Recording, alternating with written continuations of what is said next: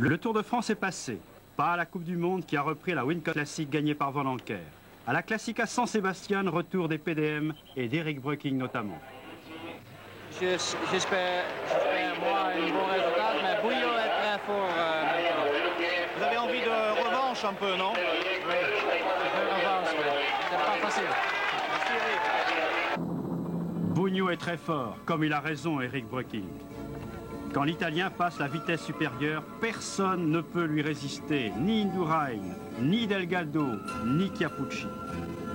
Les regards se tournent aussi vers le classement général de la Coupe du Monde qui va intervenir.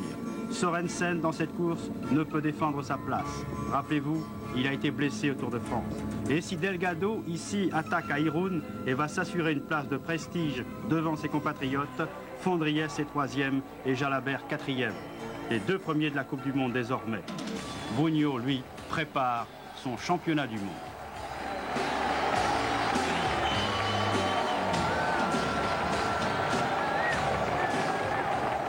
C'est bon pour le moral, pour le championnat du monde, une chose diverse. Delgado 2e à moins d'1 minute. Fondriès, leader donc de la Coupe du Monde.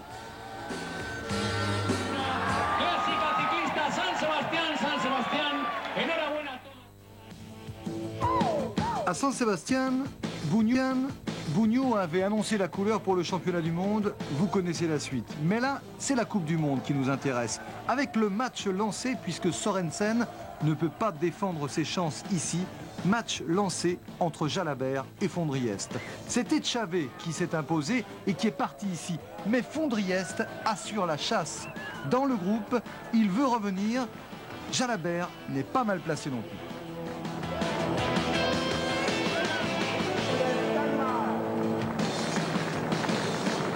Chavé est repris, Anderson est ici, Maassen n'est pas loin, Steven Rooks également.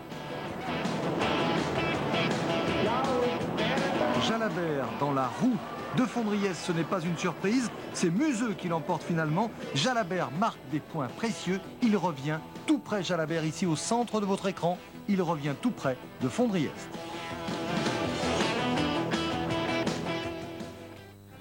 Dans Paris-Tours, Lavenne, n'étant pas concerné par le classement général de la Coupe du Monde, veut surprendre les ténors. Il pense qu'on le laissera tranquille. Certes, il brille dans la Beauce. Dans Paris-Tours, Lavenne, n'étant pas concerné par le classement général de la Coupe du Monde, veut surprendre les ténors. Il pense qu'on le laissera tranquille. Certes, il brille dans la Beauce, mais les sprinters savent que dans cette classique, la victoire ne doit pas échapper à un sprinter.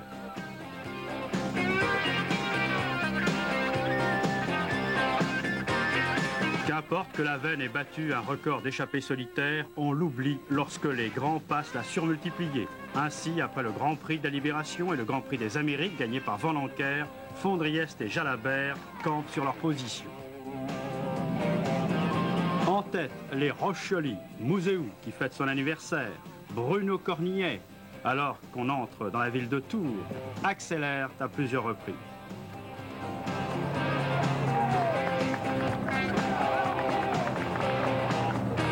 Maassen à son tour, en quête d'une deuxième victoire. Il a déjà gagné l'Amstel Gold Race.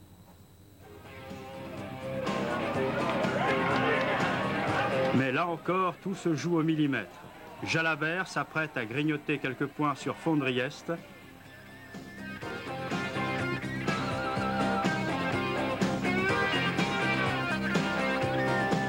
Et la victoire revient au Belge Johan Capiot, qui remporte ainsi sa première classique. Il a déjà gagné le Hedvol. Tout va se jouer au Tour de Lombardie. 9 points séparent Fondriest de Jalabert. Lavenne et Romain. Tout peut se jouer en effet dans le Tour de Lombardie. Ils sont 7 en tête. Le cuissard rouge ici de Martial Gaillan. Devant lui, Dante Redze et son maillot blanc. Parmi ces 7 échappés, à gauche de l'écran, Cornillet également. Et puis l'Italien Volpi. Devant lui, Sorensen, toujours en course pour cette Coupe du Monde. Un autre Italien, Ballerini, toujours bien placé. Et celui qui mène, le toujours jeune, toujours surprenant, Sean Kelly. À 22 km de l'arrivée, attaque de Cornillet sur un braquet énorme. 2 hommes vont parvenir à le rejoindre, Martial Gaillan et Kelly. Cornillet est planté.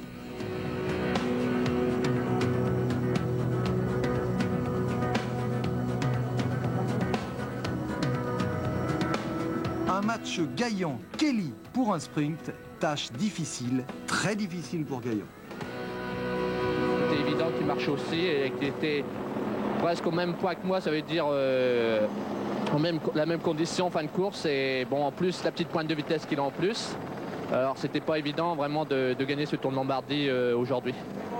Et oui, dommage Martial, pas de suspense pour l'arrivée. C'est Sean Kelly, bien sûr, qui va l'emporter. Le suspense pour notre Coupe du Monde d'aujourd'hui va avoir lieu derrière pour le sprint. Mais voyons tout d'abord Kelly l'emporter devant Martial Gaillan.